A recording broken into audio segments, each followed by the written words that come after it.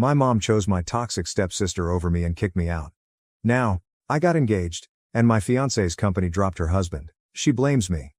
I, 26F, have been engaged to my fiancé, whom we'll call Jeff, 26M, for approximately 2 months. I met him 4 years ago on a dating app, and we've been inseparable since. Jeff and I are soulmates. He is the only person in my life who has never disappointed me. I have not had an easy life. My parents divorced when I was 2 years old. My father abandoned us without looking back. He paid child support, but that was it. He never bothered to come and see how I was doing. To be honest, my mother, 48F, was not a terrific mother either. When I was younger, she was more focused on other activities than on raising me. I was basically reared by nannies and babysitters. When I was a little older, my mother was quite young, and her priorities were very different. She didn't care much about becoming a mother and spent most of her time with friends or on dates. She was an outgoing socialite who had no time for me. Even in terms of her career, she was not taking her work seriously. She was a freelance artist who made good money every month, but she didn't have to worry about me since she had child support checks coming in to cover everything. I hate to say it, but if it hadn't been for the child support, I'm very sure she would have kicked me out a long time ago. She was never very devoted to me, and I suspected she was waiting for me to mature so I could leave her alone. Then, when I was around 13, she began seeing my stepfather. My stepfather, Matt, 50 million, has a daughter around my age. We'll call my stepsister Jess. When they initially started dating and my mother brought his family home to introduce us, she advised me to be on my best behavior since this was very important to her. Now, Mom had brought home boyfriends dozens of times before, but she had never been concerned about how I behaved. She would generally just tell me that she had guests coming over, and I would use that as a cue to go into my room and stay until they went. But this time, I had the impression she was serious about the person, otherwise, she would not have been concerned about my actions. To put it another way, if she wasn't serious about Matt, she wouldn't have worried about my presence in the house at all. The first time I met him and his daughter, they were relatively kind to me, and it was a pleasant introduction. I had no idea what was going to happen to me following that initial meeting. Soon after, he began to visit more frequently, and it seemed as if they had almost moved in together. I didn't mind it. It wasn't bothering me in any way, so I had no need to worry about them as long as they allowed me to go on with my life. It remained that way for a long time. They were practically living together, and Jess would occasionally visit as well. Her mother was still a part of her life, therefore she spent half of each month at her mother's house. Initially, people were either polite to me or ignored me. I was fine with that because I didn't really care for any of them. I didn't really care about my mother, so it was tough for me to care about anyone related to her. All I wanted was my own peace and quiet, which I enjoyed for a while. But then they decided to make it a permanent relationship and move in together. Now, I wouldn't have cared, but my mother informed me that now that they were moving in together, I would have to start sharing my room with my stepsister. I refused to do that because it was my room. It had been my room my entire life, and it was the one thing that gave me calm. In that house, I had my own private area. I was not going to give up my freedom by sharing a room with someone I barely know. When I told my mother that I was not going to share my room, we had a heated quarrel. She threatened to kick me out of the house if I did not do what she asked. I was 14 years old at the time, and despite my youth, I was aware of the law. I felt compelled to since my mother was the type of person you couldn't truly trust. It's also plain basic logic, and I knew mother couldn't send me out until I was an adult, or she'd face legal consequences. So I informed her that I knew she couldn't do it and that she was faking. She was frustrated, but she had to let me have my room and chose to convert the basement into Jess's room. It wasn't a very horrible place to be. It wasn't as nice as my room, but my mother worked hard to make it more appealing and livable. By the time she was finished, it looked as good as any other room in the home, so I had no idea what the big issue was. But for some reason, that's when Jess started disliking me. It could have had something to do with the fact that on the day she moved in with us, my mother gave them a house tour and made it clear to everyone that Jess had to live in the basement since I wasn't ready to share my room. I didn't understand why she would make such an announcement, and I still can't think of a rationale. Perhaps she intended to make me feel bad by stating it in front of Jess, but all it did was make me feel strange and uncomfortable. It made me feel embarrassed for her, but I didn't feel bad about putting my foot down. Or perhaps she simply enjoyed drama and wanted Jess to know that I had refused to share my room with her, which would undoubtedly lead to difficulties between us. Jess did not appear to be the type of girl who would tolerate something like this. My mother was correct. Jessica refused to let it go. After that day, she began treating me as an adversary. She would still spend half of the month with her mother, but the days she would be living with us were excruciatingly difficult for me. She was a threat to society, and she had a personal vendetta against me. She was frequently nasty to me and made horrible statements about me right in front of my face. To give you an example of what she would say, she once told me that the reason my father left my mother was most likely because of me. Then she laughed, as if it were hilarious. She would make fun of my appearance because I was slightly fat at the time. She used to make fun of me at school for no apparent reason. Jess had a huge clique of mean females at school, and she would never miss a chance to bully me with her friends. Earlier, she and her pals would simply ignore me, which I loved. She and I were never friends, but that was vastly preferable to being her enemy. The saddest aspect was that I had done nothing to her. She was simply offended that I did not want to share my room with her. It was a ridiculous cause to hate me so much and try to ruin my life. My room was my safe area, and with a mother like mine, I don't think anyone can blame me for wanting my own space. Besides, if any of them had ever made an effort to get to know me, I could have shared my room with her. But she was a stranger to me, and I didn't feel comfortable giving up my independence for her. I never complained to my mother or Matt because they were aware of the situation and it was meaningless to do so. They didn't care. I might be bullied my entire life, and they would still turn a blind eye since I was not important to them. So I had to put up with it and let her trample all over me. I would fight back periodically, but I quickly realized that it only escalated the conflict. Our parents would intervene, and I would be grounded because they despised me. She would constantly cry a little to get out of trouble. But I couldn't cry on command like her, and I wasn't as manipulative.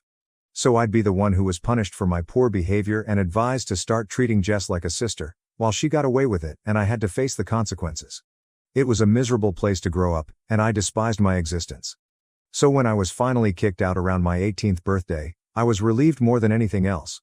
I had put up with my family's crazy for years before being kicked out, and it only became worse over time. Jess continued to be a nightmare to deal with, and our parents continued to back her without questioning the legitimacy of her actions. In 4 years, she had managed to turn our whole high school year against me, and I had just a few friends who would even talk to me. Everyone else despised me because she did, and that was sufficient justification. It had taken a toll on my mental health, and I was battling to keep up in all areas. I had acquired a lot of weight from binge eating, and it had severely changed my appearance for the worst. I was overweight, acne-prone, and had pretty awful hair. I was also trying to maintain my grades. So not only did I look horrible, but I also appeared to be dumb to everyone else. I had nothing going for me and was at an all-time low. Things at home were no better, as I still had to deal with Jess and my parents. My mother had grown increasingly irritable and would continually compare me to Jess, despite the fact that she was the one who had made my life so much worse than it had been previously. Things were terrible before my mother married Matt and they moved in together, but not as horrible as they are now. Yeah, it was terrible that my mother didn't care about me before, but after her marriage to Matt, I went from the frying pan to the fire. She progressed from not caring to intentionally making me feel horrible about myself, and it felt as if I was also living with mean females at home. It was very clear to me that Jess was the daughter my mother had hoped for. Instead, life had dealt her the wrong hand, and she was stuck with me. I know they both wanted nothing more than for me to leave, and to be honest, I did too. My mother and Jess despised me, but Matt didn't care. I have no relatives to speak of other than my mother because my grandparents did not communicate with us. I had never known my father, and I knew nothing about my other grandparents. I actually had nowhere to go, and I felt awkward approaching my friends for assistance. So I had to fight it out and stay with my mother to ensure that I had a roof over my head and food to eat every day until I reached 18. But then, a few weeks before my birthday, an incident occurred, and I was expelled out the same day. It was a weekend, yet I remember it like it was yesterday since it was one of the most terrible and stressful days of my life. We had both recently graduated, and she had begun hanging out with a bigger circle of folks. She had a buddy whose brother was in his senior year of college, and she was dating her brother. So she and her friend would hang out with his pals, who were all older than us. I understood exactly what they were up to, but I didn't think it was worth bringing it up with my parents because, with my luck, it would only backfire. So I never told anyone that she'd started drinking. And, while I couldn't prove it, I knew she was smoking pot and whatnot. I was never interested in any of it because, first and foremost, I never had friends who were cool enough to have access to drink, cigarettes, or drugs. Second, I was already suffering with my weight and academics. I didn't need to add drink or drugs to the mix, I already had plenty on my plate. But that day, I believe I left my room unlocked before going for a shower. The next thing I knew I heard a banging on the bathroom door, and my mother was yelling at me, insisting that I come out right once. I had to rush and put on my clothes so I could see what she was talking about. When I got out of the shower, my mother, Matt, and Jess were waiting in my room, all with serious expressions on their faces. My mother took out a bunch of empty beer bottles from beneath my bed, and even more incriminating, there was a giant plastic baggie containing, I'm not sure how many grams of weed.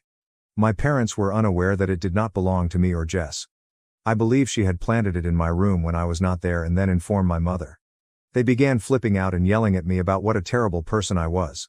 She didn't just yell at me about the drink and drugs, she also started venting about how I was a complete disgrace to them. She protested that I ate all the food. She stated I was a waste. She was convinced that I would never do anything worthwhile in the future and would simply continue to live with them and spend their money. I attempted to explain multiple times that none of it belonged to me and that I had no idea how it ended up in my room, but she didn't believe me. She lost it when I suggested that Jess might have planted it in my room to get me in trouble. She began yelling at me about how I was always jealous of her and that I would never be as good as her at anything, which was why I was attempting to shift the blame.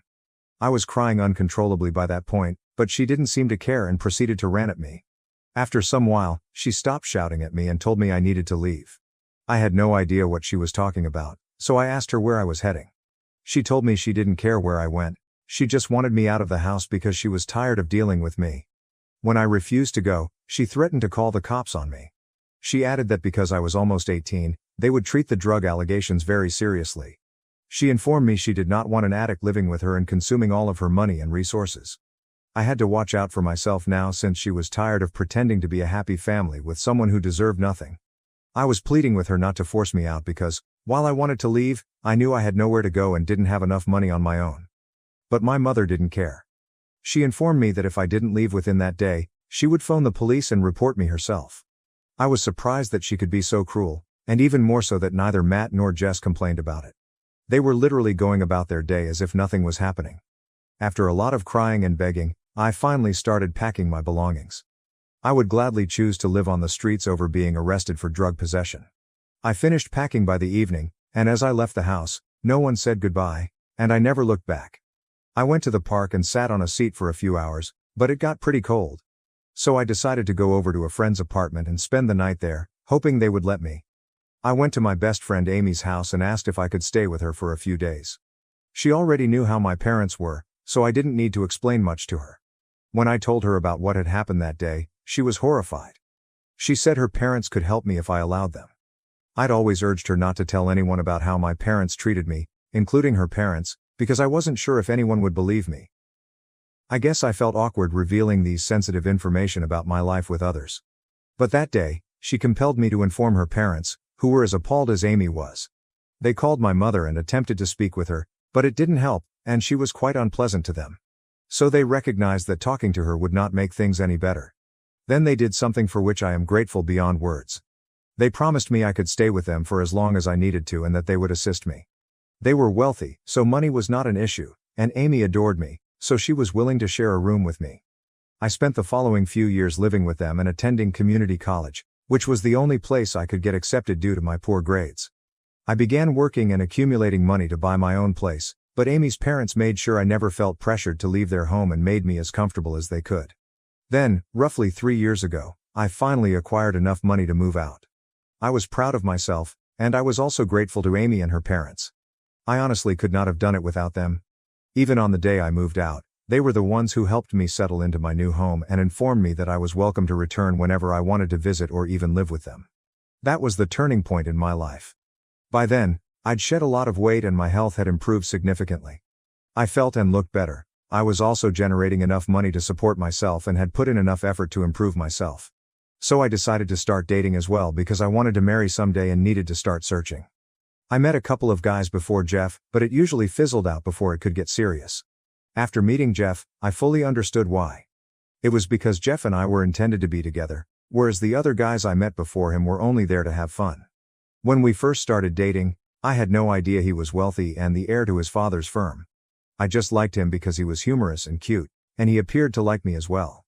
After a few months of dating, he informed me about his family, and I understood they owned a restaurant chain, which he would inherit in a few years after his father retired. Many people may believe that learning how wealthy he was changed things for me, but I simply regarded him as the same person I had known before. That information made no difference to me. I still loved him as much as I did before. We moved in together after approximately a year of dating, and he had introduced me to his family a few months earlier.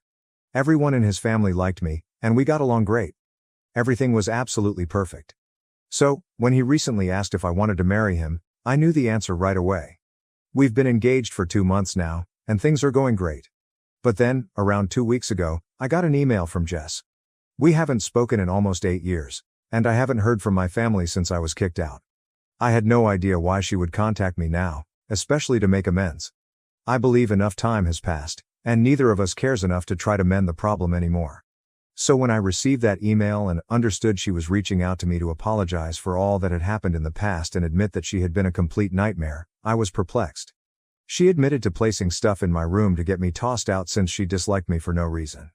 I had no understanding why she was revealing all of that so many years later, and I sensed something was wrong with the situation. The timing was further suspect because I had recently gotten engaged, and I knew she must have known about it. I had mentioned it on social media, and we attended the same high school, so someone must have told her about it. Everything felt odd, so I started to investigate. As a result, I discovered that the man Jess was married to also owned the company that supplied plastic containers and other items for takeaway orders to Jeff's restaurants. It was easy for me. All I had to do was create a phony profile and stalk her. From there, I went to her husband's profile, where he disclosed everything about his work in his bio, so it was a simple process. I already knew a lot about Jeff's business because we had planned to run it together after his father retired, so I was already learning the ropes. When I realized this was the individual he was dealing with, I immediately alerted Jeff. Now, over the past few years, I've done my best not to think about my previous life since I just wanted to go on. So I didn't follow anyone from my family online, and I told my friends not to tell me anything about them. I had no idea Jess was already married and had been for a few years. But when I discovered that her husband was actually interacting with us, Jeff and I decided to cancel our arrangement. It was already costing us a lot of money, and I don't think I'd ever do business with that woman again. Jeff also informed me that the quality of the things delivered by her husband had reduced significantly since the beginning. They were considering dropping him as a supplier anyhow and were in talks with another guy who offered lower prices and better products. So, last week, a few days after I received Jess's email, Jeff decided to meet with her husband and cancel their contract. But, for some reason, Jess believes I did this on purpose to get her back, and she has been accusing me of it in her emails and social media posts. We haven't spoken in about a decade, but she still believes I am carrying a grudge against her. Which I may be, but that is not the true reason her husband lost our contract. She posted a few days ago that many of her clients had already dropped them, and this was the final straw. But she maintains that I did it out of spite, and that this was really unprofessional of us. She tagged our Facebook page in her post, and things have gotten pretty ugly. I feel awful for her because, according to her message, she and her husband have been losing business left and right. Okay, I'll admit that some of this was personal, but much of it was business as well. I doubt Jeff and his father would have dropped her husband as a supplier based only on my word. Nevertheless, I feel awful for her. I'm not sure if I should have made my fiancé quit working with my estranged stepsister's husband. Update 1. Okay, so Jeff has spoken with his father's lawyers, and he believes we did the correct thing. So we're going after them legally and asking that they remove that message. We are also filing defamation charges against them because the guy charged us a bomb and delivered things that fell short of our expectations. If we could obtain a better offer somewhere else, we'd obviously go there. It's just a coincidence that Jess is married to the guy who runs that firm. Instead of improving their company's operations, she chose to trash us on social media. It's stupid that I allowed myself to feel horrible for her after everything she'd put me through. But you guys truly opened my eyes, so I appreciate that. Many of you have been quite supportive, which I appreciate. Thank you so much for your comments. Update 2. So Jeff and his father filed a slander claim against Jess and her husband a few days ago. We'll meet with a court-appointed mediator in a week, maybe. But in the meantime, my mother has taken it upon herself to protect her poor little stepdaughter yet again. It is so silly. I feel like I am back in high school. But, happily, I'm not back in high school, so I can simply disregard what they say. Unlike then, I don't need to be in my mother's books to get a roof over my head. So she may cry all she wants about it, but nothing will change. She has been attempting to contact me for the past few days, ever since Jess was served, but I have simply blocked her and gone on with my life. I don't need that type of negativity around me. I am engaged. I'm going to marry the guy of my dreams, and I don't need her or her insane stepdaughter back in my life. Update 3. Hey, so let me quickly fill you in.